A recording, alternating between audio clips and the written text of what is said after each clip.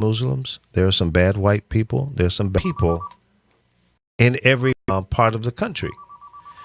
It looks like we got somebody calling here. Invite them in. Good morning. Welcome to the Michael Show. And I think it was probably one of those phone calls that whoever had the numbers that we have before us, we get a lot of those. Looking for whoever used to own the number.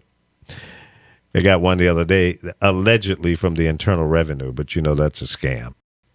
It failed. The system failed. Now here in L.A., the guy that came in from Indiana, 20-year-old, he was trying to get into someone's house, I guess. Maybe he was going to barricade himself in and get a bird's eye view to the gay parade. Hundreds of millions of dollars in his bank account. And what does a pastor need to ride around in a Bentley Rolls Royce or have a private jet plane? What is that all about? You know, the cost, the maintenance, the cost, first of all, to buy a jet is going to be $10 million or more. Because they're not going to get a little prop plane. They're going to get, a Lear jet or something. It's like this, who was it? Clown out of Atlanta that wanted to get a new plane. He already has one, but he wanted the church to buy him a new one.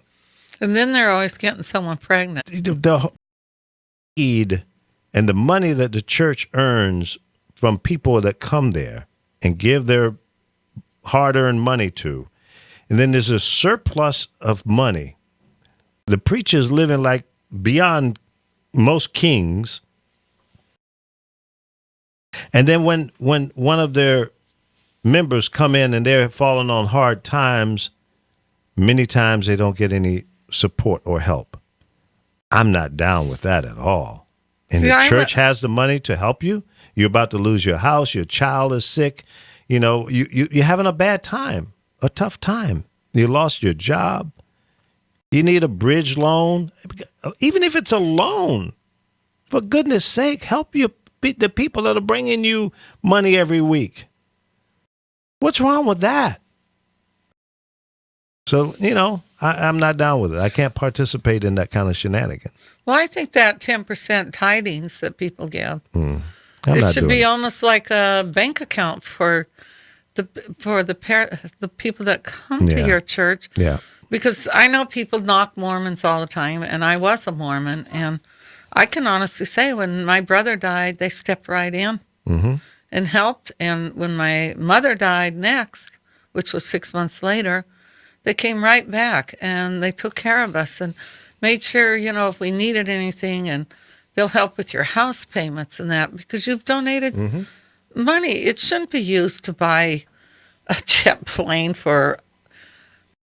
because that's taken away from what church really is about. And like I said, I will only go to a small church. And what do you need a jet plane for?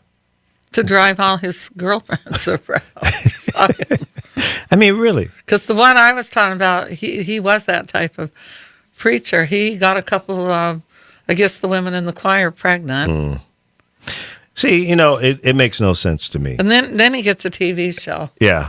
You got to have a private jet plane to go wherever it is you want to go. But look at the cost of that. Let's say the plane costs $20 million, number one. To have that plane in a hangar, you got to have a pilot, maybe even a co-pilot, depending on the size of the plane. And the salaries and the upkeep, the maintenance, the fuel, and all of that, that's another several $1 million a year. So where and how often does a pastor need to? Where are you going? You going to the moon? Where are you going? What's so damn important that you need to have your own private plane and you're a pastor? You're telling me that you can't fly on the same plane that I fly on? What makes you so different? If you're a cloth, you should be with the people. Why do you have to be different?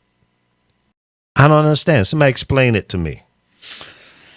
Can't. It's like you even have pastors right now preaching about these young Americans that got killed, that He feels it's a thing from God. A pastor, now mind you. Yeah. He calls the land of massacre good news with that word.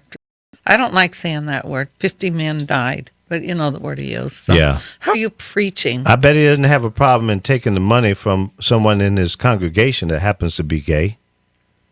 I bet he doesn't turn that money down, does I'd he? like to know how he's preaching anything about God when he's filled with so much hate. Wake up, people. Wake up. How do you support somebody like that? Because you believe the same way that he believes. You both need to look at yourself in the mirror. I want to play this little message here. I shared it on my Facebook page because I thought it was impactful to me. And it was, I guess it originated from Occupy Democrats. But, forget about the source of this, the message. How many more mass shootings before we act? Columbine, Virginia Tech, Tucson, Aurora, Fort Hood, Oak Creek, Newtown. Newtown, Newtown. Newtown. how many more? How many more? How many more colleges? How many more classrooms? How many more movie theaters? How many more houses of faith? How many more shopping malls? How many more street corners? How many more? How many more? Enough. Enough. Enough. Enough. Demand a plan. Right now. As a mom. As a dad. As a friend. As a husband. As a wife. As an American. As an American. As an American. As a human being. For the children of Sandy Hook. More lists of news soon. It's too late. Now is the time. Before we all know someone who loved someone on that list. No more lists. I think that's a powerful, powerful piece that was put together. It was a video montage of different celebrities and some people I didn't even recognize. And it doesn't matter who's in the video. The No message. more. Something yesterday. So we have to listen, and we buy and make excuses and debate about what's right, what's wrong, who deserves to have a gun, who doesn't. That's really not the issue here. Because it's deeper than that. That's part of it, of course. Listen, I don't own a gun. I don't want to own a gun. And if I've got to live in an environment that I feel threatened, that I need to have a gun, I have options. I can move. I can do something different so that my person, my ability to control my destiny, I'm going to always make that decision. I'm going to go somewhere where I feel safe. Now, it's getting a little more difficult every day to find that safe place, but I don't want to have to live in that kind of fear. I don't. I just do not want to live like that. Who in the hell wants to, be so fearful and uptight that you're looking over your shoulder, you're paranoid? A security system on your home is not good enough. You live in a gated community with a 24-hour security guard, riding around in a car like a George Zimmerman. Okay. That's how you want to live. But you feel better when you got, 27 guns and 500 pounds of artillery and, bow and arrow, a Jim Bowie, 16 Jim Bowie knives and all of that. Okay, that's how you want to live. This is America. Do your thing, chicken wing. But I'm not doing that.